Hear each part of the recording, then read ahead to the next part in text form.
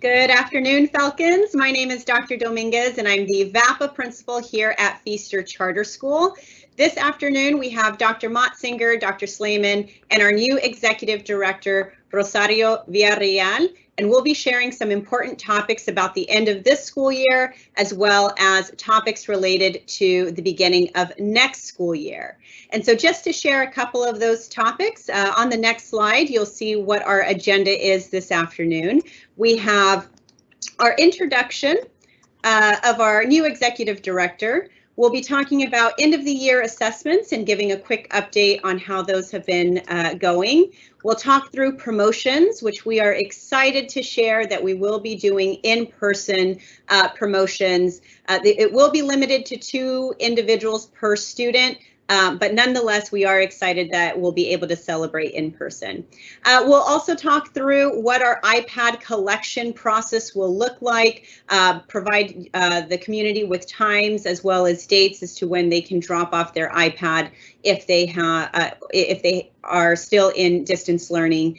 Then we'll end with talking through our extended learning opportunity grant, where we will be sharing how we will continue to support students this upcoming school year, and end with some reminders about the beginning of the 2021-2022 school year. So up next, just as our agenda shares, I would like to formally introduce our new executive director, Mr. Villareal. Welcome, everyone.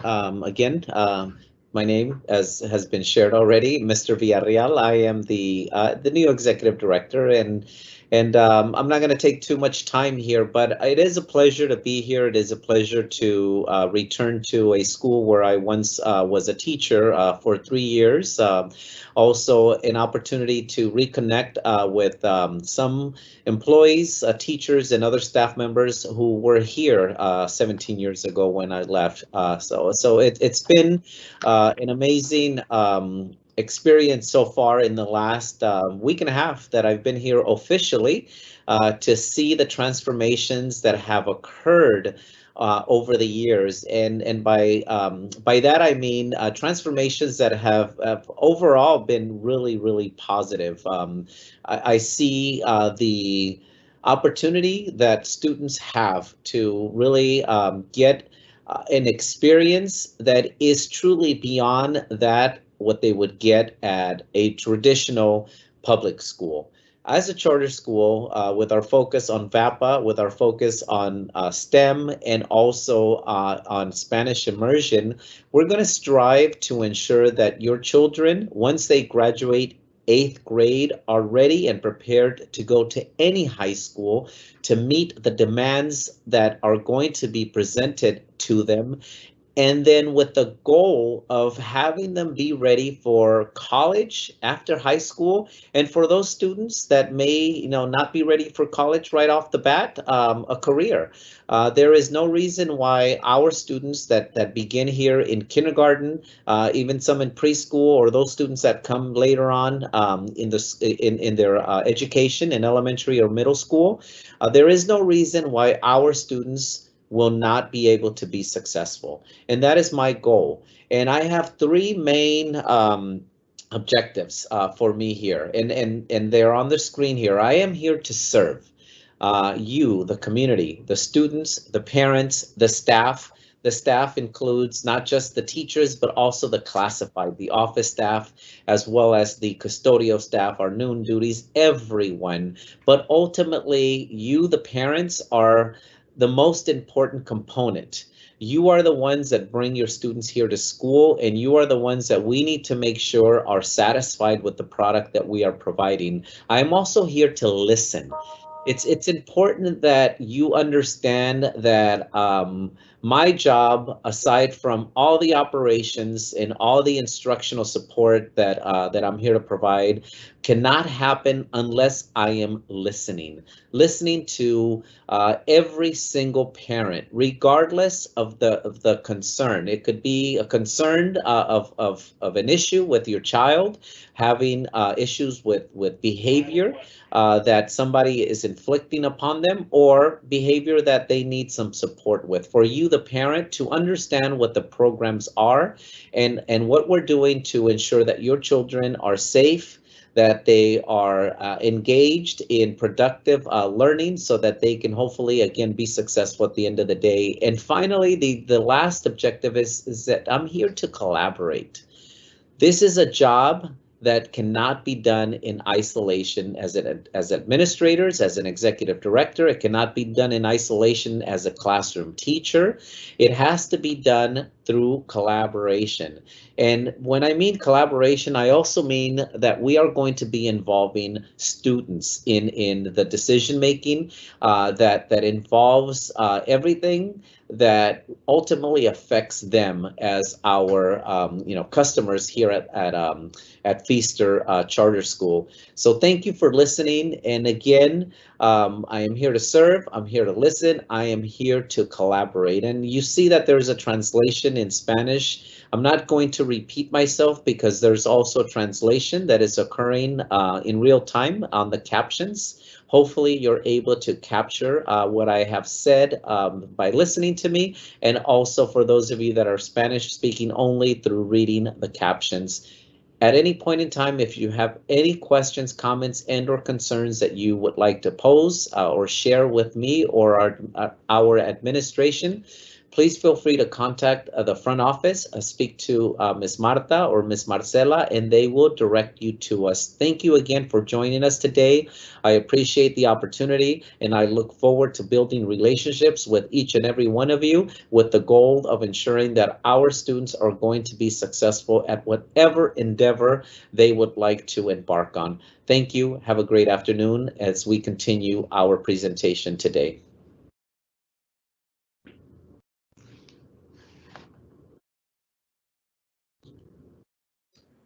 Thank you, Mr. Villareal.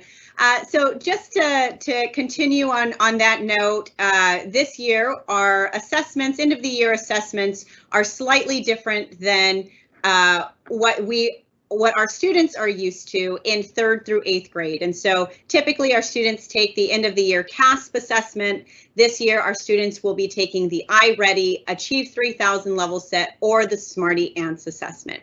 And so in the 2019 school year, we walked parents through how to use Home Connection, which is accessible through the district's website, in order to access your students' grades. And so what you will see during the summer, once all of the scores have been tabulated, is instead of a CASP score, you are going to see one or more of these scores that are here on your screen. And so we just wanted to make that point again. We have sent an email just to share the change in assessment protocols and process. And so we just wanted to also communicate that you will be able to find the results in the Home Connection portion of the website. And so far, all assessments have been going pretty smoothly, and we certainly appreciate your patience as we try and assess about 1,100 students. And so with that, on the next slide, with assessments also come celebrations. And we are very, very excited to share that this year we will be able to celebrate our TK, Kinder, 6th and 8th grade students in an in-person promotion. I do want to just make a note that TK will still be virtual. However, Kinder, 6th and 8th will be in person in our newly renovated MPR.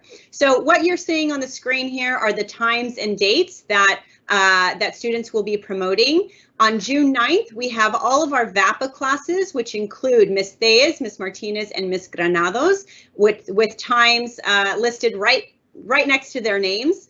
On June 10th, we have all of our Kinder STEM teachers, which include Ms. Thomas, Ms. Bernazzani, Ms. Overcheski, right now Ms. Lopez, who is subbing for Ms. Overcheski, and again, the times listed right by their names. On June 15th, we'll be promoting our 6th grade VAPA students, which include Ms. Bromley, Ms. Arizmendi, and Ms. Hegwood. June 16th are our 6th grade STEM classes, Mr. Wiley, Ms. Gallegos, and Ms. Guerrero.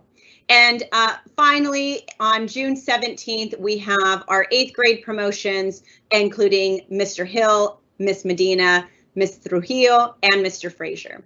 And so we will be following very strict guidelines. Although we are happy that we will be celebrating in person, we still need to adhere to the guidelines of social distancing. And as a result of that, we will only allow 2 individuals per student to be in attendance. And so that includes small children, babies. We can only have 2 individuals per student at the given time. And so please let your teacher know through the survey link which individuals will be attending the promotion on the given day. So certainly lots to celebrate, and again, we're very excited that we will be able to resume to some sense of normalcy in the next as we end this school year and begin to think about next year. And so with that, we have a couple of loose ends to tie up as we begin to think about the end of the school year. And so Dr. Motsinger is going to be sharing what some of those loose ends are, specifically as it relates to iPad collections. All right.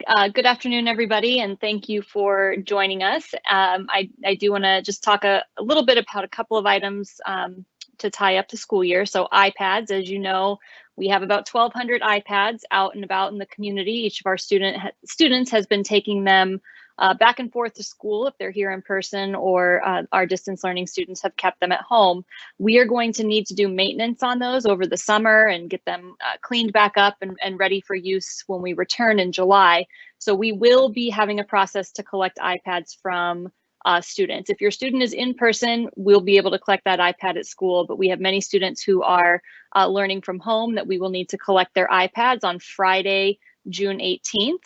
And so on the screen is the schedule. We'll be collecting our TK, kinder, and first grade students' iPads between 8 and 9:30 on Friday, June 18th, and our second and third grades between 9:30 and 11, our fourth and fifth grade between 11 and 12:30, and then finally in the afternoon, our 6th through 8th grade students will collect their iPads between 12:30 and 2. And of course, there's definitely flexibility in that. If you're here to drop off a kinder iPad, we'll certainly take your 8th grade iPad, even if it's at 8 in the morning. So certainly flexibility there, but just trying to not have the entire school driving through the front at one time. So it is really important that we get all those iPads collected. We need to get them all ready for next school year. And so we will be calling families if we don't get them, so that we have an opportunity to get those collected.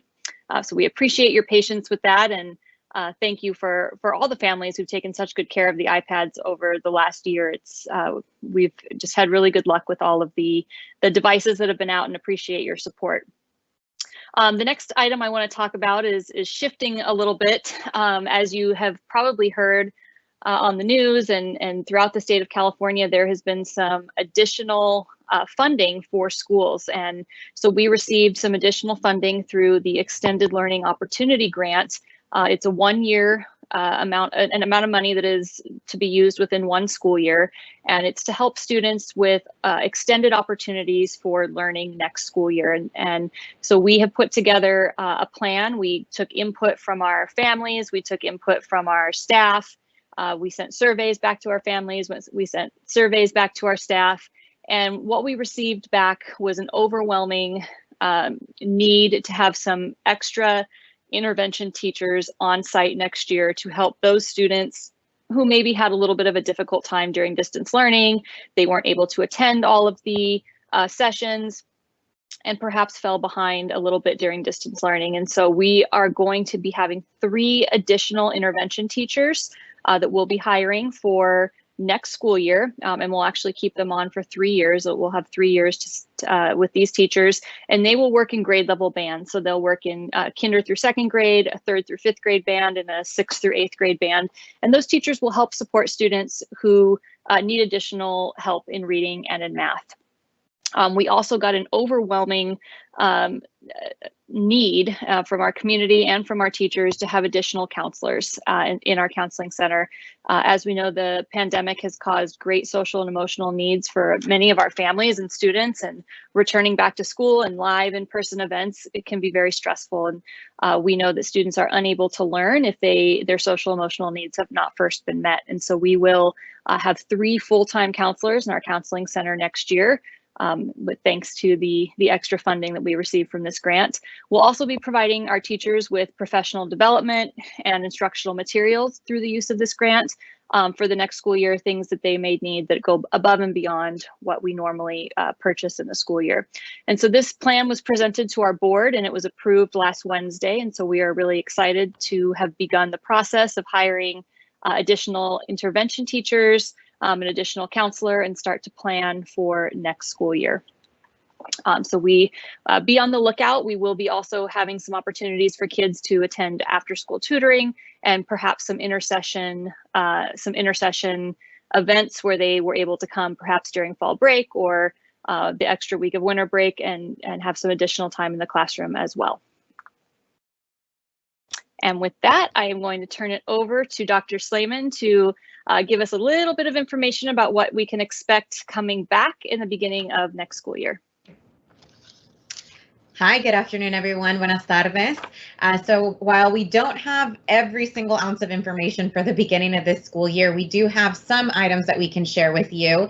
I know that this has been a topic that many of you have been asking our teachers if they have further information, and really the answer is we're still waiting on guidance from the state that is supposed to be released sometime this month. But what we do know is that we are expecting to return back to some sense of normalcy. And so with you in front of you, you'll see our school schedule as of now. So the first day back for our students is going to be Wednesday, July 21st, and that is going to be for all students. So we will not have a staggered start like we did for distance learning. It is for all of our TK through 8th grade students. Will be returning back to campus on Wednesday, July 21st. What is new this upcoming school year for the 2021-2022 school year is our start time. Our start time will now be officially at 8 a.m. and that again is going to be for every single grade on campus. Our end time is slightly going to change. So we have for kinder and for first grade students, the release time will be at 3:05 p.m. and we've seen just huge success with releasing our little students just a little bit earlier before our upper grade students. 2nd and 8th grade will be at 3:15 p.m. and so we will not have a different release time now for elementary and middle school students. They will be released all together at 3:15. Our minimum days will continue to be at 1:30 every single Thursday, and that is for, again, all grades on campus will be released at 1:30 p.m. And so those are just some of the information so that you can go ahead and start planning over the summer. But again, we are scheduled to return in person for everyone. So with that, I also want to share some information about registration for the upcoming school year. So registration will be online, and actually registration for returning students will also be online. And in order to do that, you're going to go to the district website. So cvesd.org, then you will click on the Parents tab. You'll click on the Welcome to Enrollment for the 2021-22 school year, and then you will click on Enrollment Online Registration. If you have not created a family account, you will need to create a family account on PowerSchool, and you will receive a SNAP code via email for each of your Feaster students. Once you're in the portal, you will be able to update verification of address, contact information, including your phone number and email, emergency contact information, and important health issues. You will also be able to review the annual parent notification agreement, student internet use agreement, and the FERPA directory opt-out agreement. If in case you need any support in terms of online, you can contact at 619-678-1701, and that is the district's helpline. You're also welcome to call in person if in case you have any questions. Our school phone number here is 619-422-8397. And so that is just for our registration purposes. But again, all will be conducted online. But again, if you need help with how to follow those directions, please feel free to reach out to either Ms. Marta, Ms. Marcela, or Ms. Melissa in the front office. So with registration is also just reminders for our kinder and our middle school students in terms of vaccinations. So for our kinder students that are coming in for this upcoming school year, you will need the following vaccinations. You'll need 4 polio boosters or 3 polios on or after your 4th birthday, 5 Tdap boosters, 2 MMR, 2 varicella, and 3 hepatitis B shots. And so all of those, you will need to bring in your proof of vaccination card to our nurse. For middle school, you will need to show an additional Tdap booster that should be completed once students turn at the age of 12. And many questions that we've had in terms of vaccinations, there is no regulation for COVID vaccine. So our students that are currently right now eligible to receive the COVID vaccination will not need to have the COVID vaccination in order to return on campus.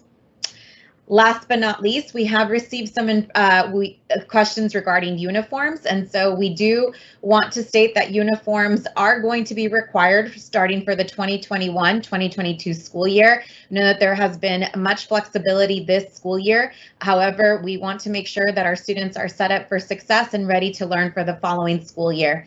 If in case you're not familiar with what our uniform policy is, again, please feel free to reach out to our front office and our staff, and we can get you oriented to where you can purchase those. So with that, this is our last coffee with the principal for the 2020-2021 school year. And so we, on behalf of the admin team, we want to just thank you for an amazing year. We know that it has been quite a year, and we could not have done it without your support and your belief in us. And so thank you, thank you, thank you on behalf of all of us for just having the support that you've had with us. And with that, we will take any questions that you may have. If you haven't had a chance already, please go ahead and pull up your live event Q&A button, and we will take any questions that may be there, just in case if there's something that you need further clarification on or have further questions. So we'll give it a couple of seconds if in case you have any questions. All right, so we have a question coming in. So is registration for new students only or also continuing students? So registration is online for returning students as well as new students. So you will follow the directions that I just mentioned to you. If in case you did not catch all of the directions, we will be sending out a school messenger and a phone blast this week with those specific steps, and this video is also being recorded. The next question is if we have already completed the 21-22 form and have been approved as non-homeschool, do we still need to complete the registration? And so I'm not sure if your question is that you've already completed the form, and so do we still need to go through it? So you only need to complete it once in total, whether it's for new students or for our returning students. Okay, and we'll give it just a couple more seconds if in case there's any last minute questions that you may have. All right, so I do not see any other questions, but if in case you need to reach out at any point in time, you know the school phone number. We're here to support you, to help you in any which way. So we want to again thank you so much for a wonderful school year, and we cannot wait to welcome all of our students and families back to campus for the following school year. And we just got a message saying we miss you, and we definitely miss you too, to our families. Well, with that, we will sign off. Thank you so much, Feaster Falcons. Have a wonderful day. Bye, everybody.